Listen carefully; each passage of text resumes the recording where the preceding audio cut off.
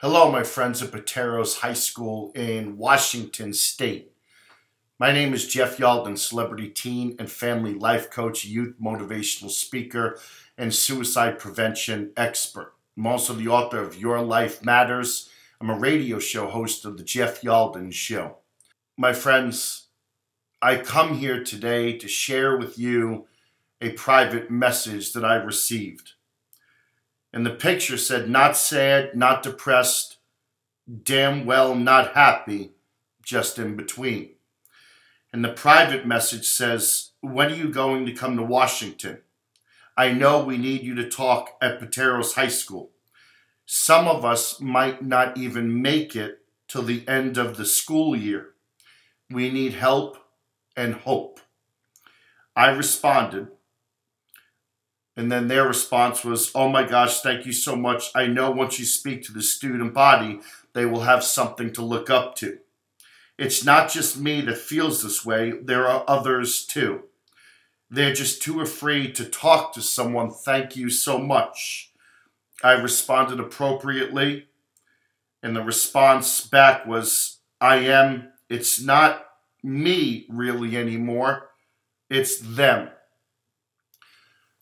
My friends, I've already contacted the school. I've contacted the superintendent, administration, counselors, and school psychologists. I need you to understand that when a message like this comes across me, I can't just sit on it and pray that you're going to get the help you need. I have an obligation. I have a responsibility. Deep down in my heart, when something like this happens, I can't take it lightly. So I know that there's going to be help that's offered to you today. And I also wanted to share this message. You know who you are that responded to me. And I want to thank you. From the bottom of my heart, there are many of you at Pateros High School that saw me speak at the Washington State Student Council Conference in Olympia. I had a great time. You know I'm real. You know I'm honest. You know I'm an emotional and passionate guy. I deal with teen suicide every single day. And I know that this is not something that we should take lightly. And when I get a message that me and some of us might not make it to the end of the year, you have to understand. It's almost as if a needle just jabs me, or a knife just jabs me in the heart. And emotionally, as much as I don't personalize this and try not to take it home, you have to understand that moment, everything changes. And it's like I go into crisis mode, and I want to be able to do something. So in short, I've contacted the school. The counselor responded back to me. I know they're taking it, but this happened also back in November, December as well, and I'm still getting the message. I wanted to share with you my message. Suicide, although it is a solution for some, for many, it's not the solution or the action that I think is right for you. I'm being honest with you. Your pain may end, but that pain gets transferred to so many people that unconditionally love you. What you are going through right now is temporary. And if you chose death by suicide, that's permanent to something that is so temporary right now. I mean, I don't know what we're dealing with, but I know that the message to me is direct, indirect message that I have to respond to. I don't want to sit here and say suicide is a very selfish act. In many cases, I think it is. I do feel it's cowardly. And let me tell you why. If you would just open your heart and lose your ego and realize that there's something that's digging deep in your heart emotionally that you're dealing with, there is help. And the one thing that we can't do, we can never do, is lose hope. When you lose hope, that's when we're pretty much at rock bottom. And when we are at rock bottom, I want you to stop. I want you to just breathe for a second. Please trust me on this. Breathe for a second. Breathe for 5 seconds. Make it a minute. Make it 2 minutes. Make it 5 minutes. Call a friend.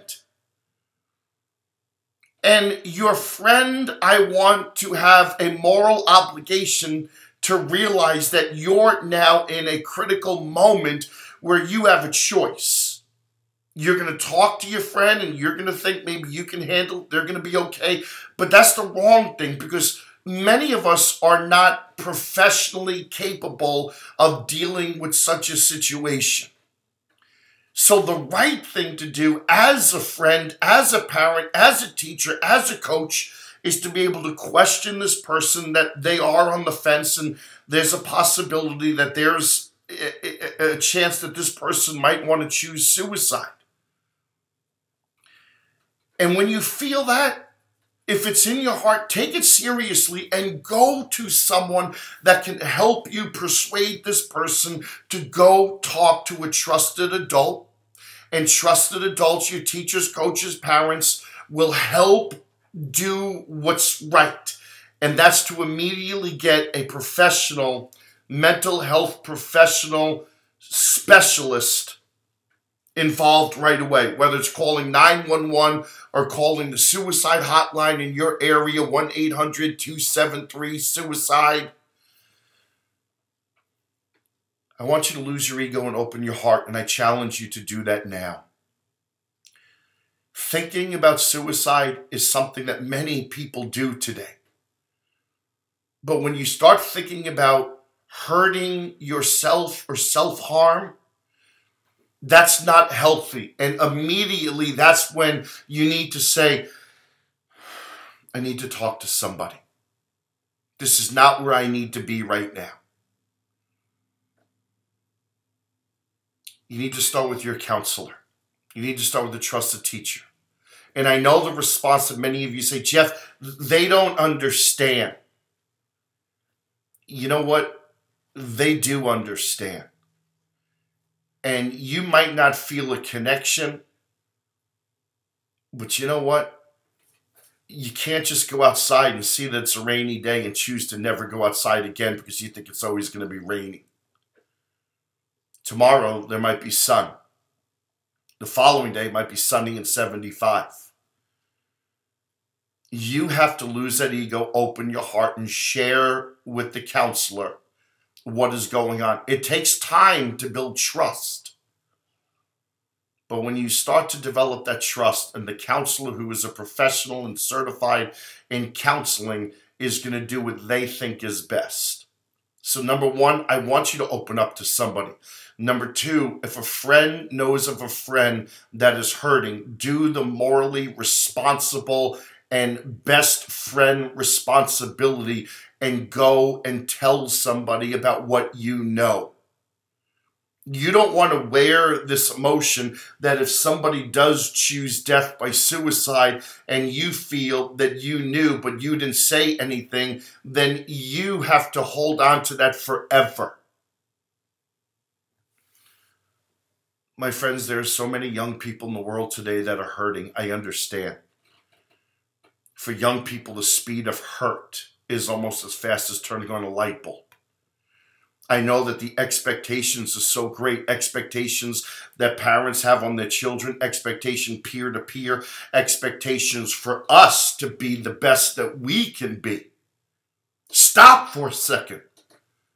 I understand your boyfriend may have broken up with you. You may have been dating for a year, and this comes so quickly. And we as teenagers, it's like we want to react. It's the end of the world. This is not the end of the world. I don't want to sit here and say, oh, there's more fish in the sea. But you know what? What you go through today is what develops your character to the person that you're going to be tomorrow. And this is all okay. Life is hard.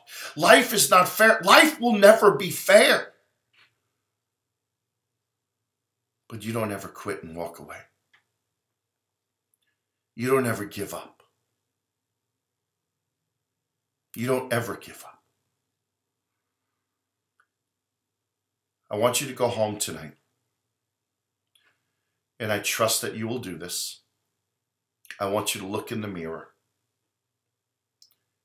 And I want you to stop looking about how you look. And I want you to look in the mirror about who you are. And when you spend every day looking in the mirror about who you are, how you look will take care of itself. You see, when we're young, we're so concerned about being accepted by people. You don't need to be accepted by people. What's more important is that you love and accept yourself. And you understand that life is challenging and it poses obstacles, and there are mountains and buildings that we have to move around or move over, or somehow we have to get to the other side.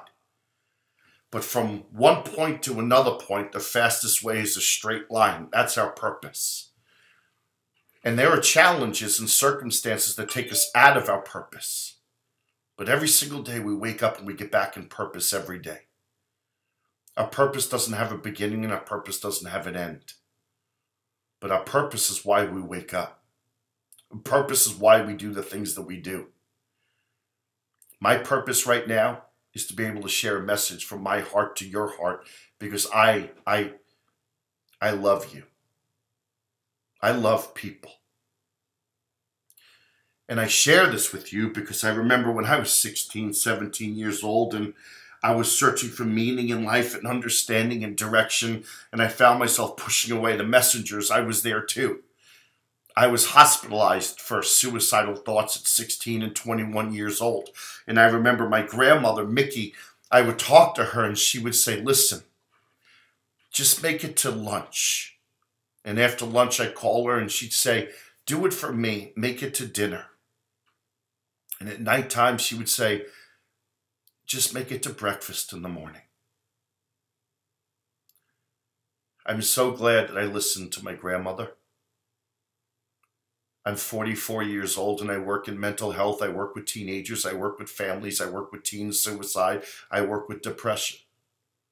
And to think that I almost made a decision that was spontaneous and a decision that was immediate that could have freed me of all the pain and depression. To think that I could have done that to not be who I am and what I do today makes me really sad. I'm not just sending this message to Pateros High School. I'm not just sending it to those few students that are reaching out to me.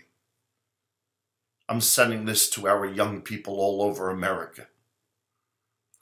And I want to tell you something. The world owes you nothing. I'm sorry that I'm saying that. And your parents may have told you that you're special, and you are special to them. But you know what? We are nobody special than anybody else. And so we have to wake up every day with courage to be the best that we're capable of being.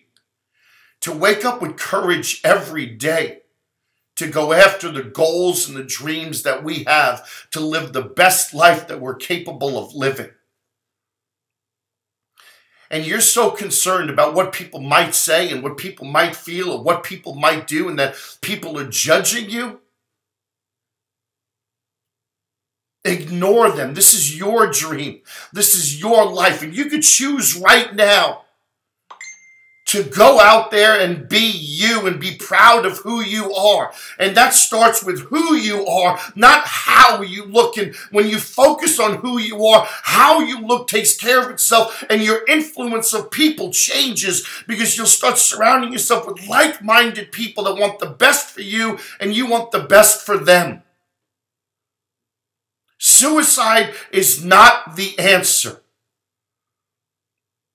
It's not the answer. There is hope. But you have to have the courage to dig deep down inside. And it starts with you asking a trusted adult in your life for help. It starts with you losing your ego and opening your heart and realizing that you can't do this alone. I haven't lived my success alone. I credit my mom. I credit my dad. I credit my grandmother. I credit incredible teachers that I've had. I credit incredible coaches I had. Were they all great? No. Were they all fair? No. But you look back at a certain age and you realize there was a reason.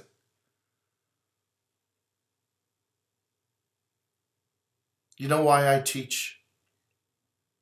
I teach like many of your teachers, because we want you to see in you what we see in you.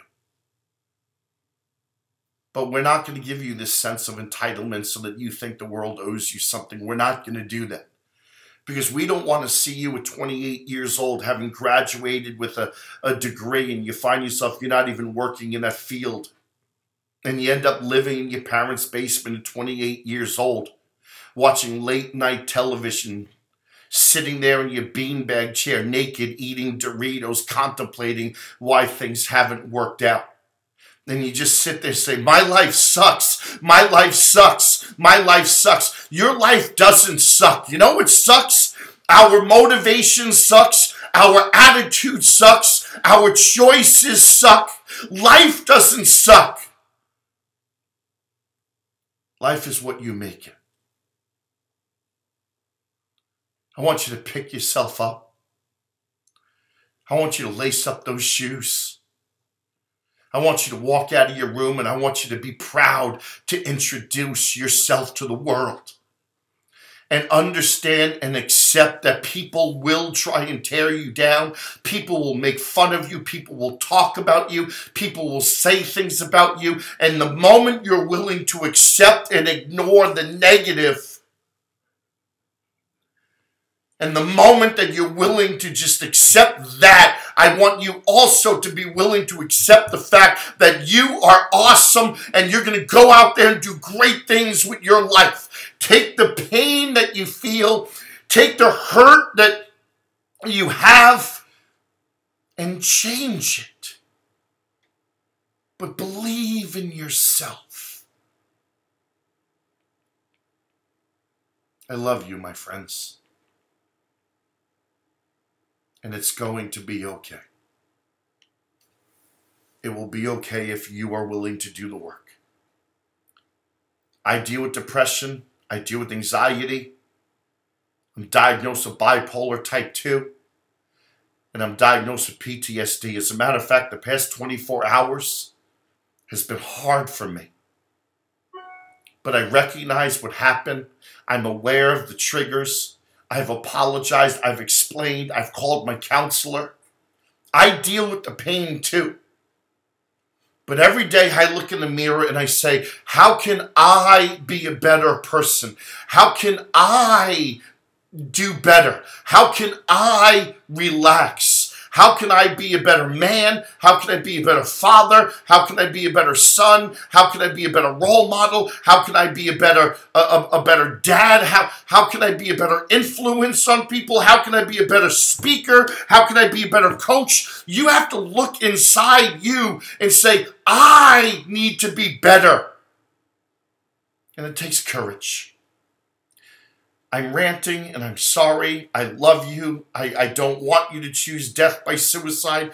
I want you to get help for whatever it is. Temporarily, you're feeling pain, but the time that you give it to work through it, it's going to be okay. See a doctor, talk it out. Listen to the doctor, maybe find a counselor, maybe some medication, or maybe work on your eating. No processed foods, no bread, no whites. No, just stop drinking soda, drink more water. You're going to start feeling better. Please give it a couple of days. I love you, my friends. Know I'm here for you. Thanks for listening.